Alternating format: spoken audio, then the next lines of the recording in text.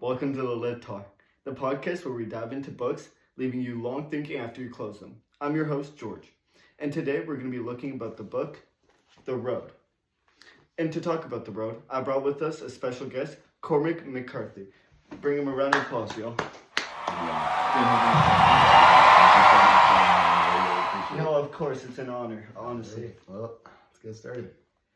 Cormac, it's amazing to have you here. And honestly, I just finished reading the first 50 pages, and my first impression was, wow, this world is so brutal. You don't ease us into it at all, and everything is so bleak. The ash, the empty landscapes. It feels like there's no hope from the start. There's one line early on. The world shrinking down about a raw core of parasitical entities. It immediately made me feel like there's nothing left of the world as we know it. What were you thinking when you were writing those first few pages? Yeah, so I wanted to create a sense of isolation and desperation right from the beginning. And the father and son are in a world that's completely fallen apart, and the only thing holding them together is themselves. The environment is really just a reflection of that, and everything that has been stripped away from them. Yeah, and you really nailed that sense of survival. And even though the world feels dead, the relationship between the father and son keeps you so hooked. It's like they're their only thing left in any sort of warmth or love in this cold, acid-covered world.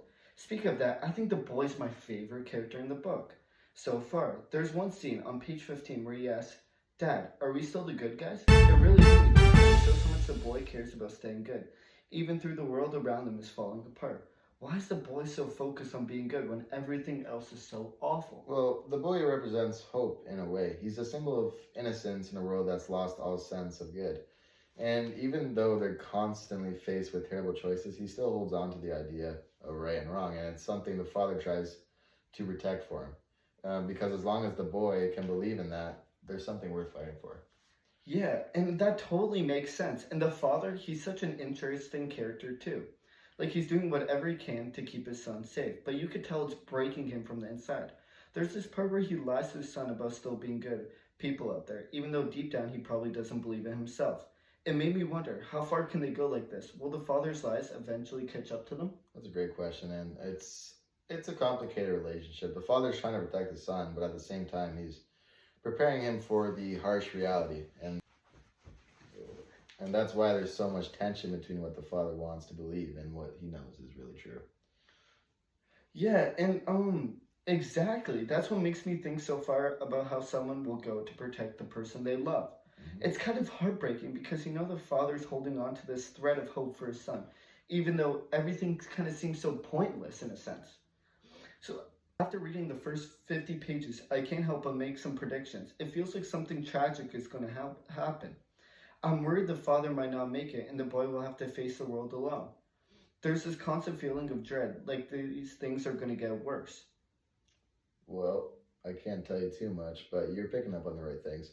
The road ahead is definitely not an easy one, and the decisions they'll have to make will challenge everything they believe about survival, love, and morality.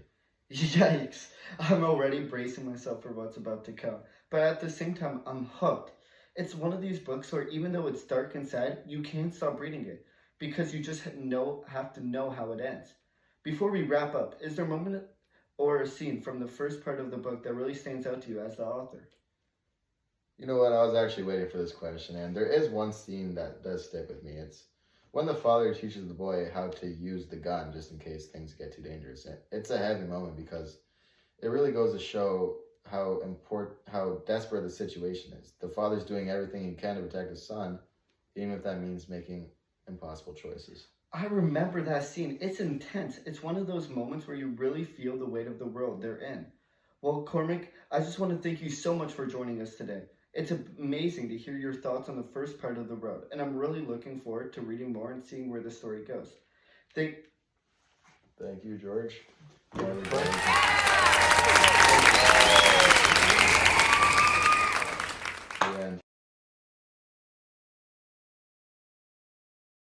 Hey everyone, welcome to the Lit Podcast. Today we're going to be exploring the book called The Road. Sorry. The book called The... Dude, I can't even get to 3 lines. I thought you were done. Everyone, welcome to the Lit Podcast. I don't even laugh. It's your fault. Last... Hey.